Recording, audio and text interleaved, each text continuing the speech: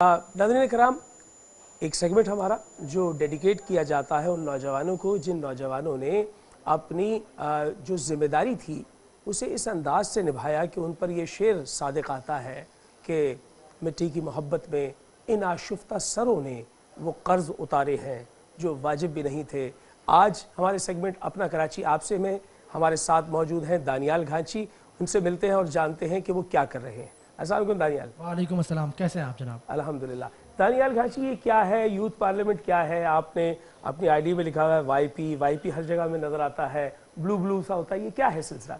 पहले तो आपका बहुत बहुत शुक्रिया कि आज आपने इस मौके पर मुझे दावत दी और आज मुझे उर्दू का बड़ा ख्याल रखना है क्योंकि आपके सामने मैं बात कर रहा हूँ। आप सलामत रहिए। क्योंकि कुछ लोग हैं जो अभी भी बहुत अच्छी उर्दू बोल सकते हैं। तो जैसा कि आपने कहा, यूथ पार्लियामेंट का 2005 में क़याम अमल में आया। आप जानते हैं रिजवान जाफ़र साहब, उनका यह आइडिया था। उस वक्त नौजवानों के पास इतने, आजकल तो प्लेटफॉर्म्स काफ़ी, लेकिन उस वक्त नौजवानों के पास रिजवान जाफर हमारे बहुत अच्छे दोस्त थे, लेकिन खूबी यह है कि उन्होंने जब से नौजवानों का काम शुरू किया वो ताहाल नौजवान है। माशाल्लाह ये ज़बरदस्त कहा आपने। और मैंने यूथ पार्लियामेंट 2014 में ज्वाइन की। उस वक्त हम एक प्लेटफॉर्म की तलाश में थे और लियारी की गलियों में ऐसे ही घूम रहे होते थे कि कोई ऐसा प्लेटफॉर्म मिल जाए।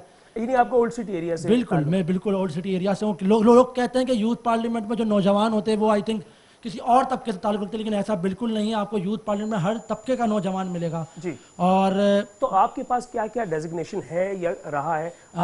सबसे पहले मैं 2016 में जॉइंट सेक्रेटरी सिंध कैबिनेट रहा, फिर उसके बाद इलेक्शन लड़ा और वाइस प्रेसिडेंट के लिए मुंतखब हुआ 2017 में सिंध कैबिनेट। और इस वक्त मैं फेडरल का नुमाइंदा हूँ यूथ पार्लियामेंट का। यानी जो फेडरल कैबिनेट है उसके आप मेंबर हैं? बिल्कुल, उसका मैं मेंबर। मैं जानना ये चाहूँगा कि यूथ पार्लियामेंट के अगराज व मकासद में क्या चीज़ें हैं? देखिए, हमेशा हम कहते हैं कि नौजवान और गवर्नमेंट, उनमें एक मतलब हम तनकीद बहुत ज़्यादा करते हैं, लेकिन कभी हम उनके साथ जाके बैठे नहीं है कि क्या मसला है। तो यूथ पार्लियामेंट वो ब्रिज बना हुआ है। वाह वाह, ठीक है कि नौजवान और गवर्नमेंट के इदारे जो है, जैसे अभी मैं हाल ही की बात करूँ, कोरोना का एक जो क्राइसिस आया है पूरी दुनिया में, तो यूथ पार्लियामेंट जो है इस वक्त एक ज़बरदस्त तरीके से इस तरह काम कर रहा है कि जितनी भी हमारी एडमिनिस्ट्रेशंस हैं, सिंध गवर्नमेंट है, वफाक है, उनके दरमियान ब्रिज का किरदार अदा कर रहा है। क्योंकि हमारे पाँचों ज़िले, जो कराची की अगर हम बात करें, पाँचों ज़िले हैं, उसमें हमारे ज़िले हमारे 6 हैं। 6 ज़िले, आपने बिल्कुल करेक्ट किया। तो उसमें उस वक्त जितने भी हमारे नौजवान हैं, वहाँ पे हमारी टीम्स बनी हुई है जो गवर्नमेंट के लिए वॉलंटियरिज्म का काम कर रही है। मकसद ये हुआ कि जहाँ जो है वो सरकार को अपनी एडमिनिस्ट्रेशन को चलाने के लिए वॉलंटियर्स की जरूरत है, वहाँ वॉलंटियर प्रोवाइड बिल्कुल यूथ पार्लियामेंट वॉलंटियर्स प्रोवाइड करती है। और जब भी हमें सरकार का सवालात करने होते हैं कि भाई ये मसला क्यों है, ये मसला क्यों है, तो वो हम सवालात भी करते हैं।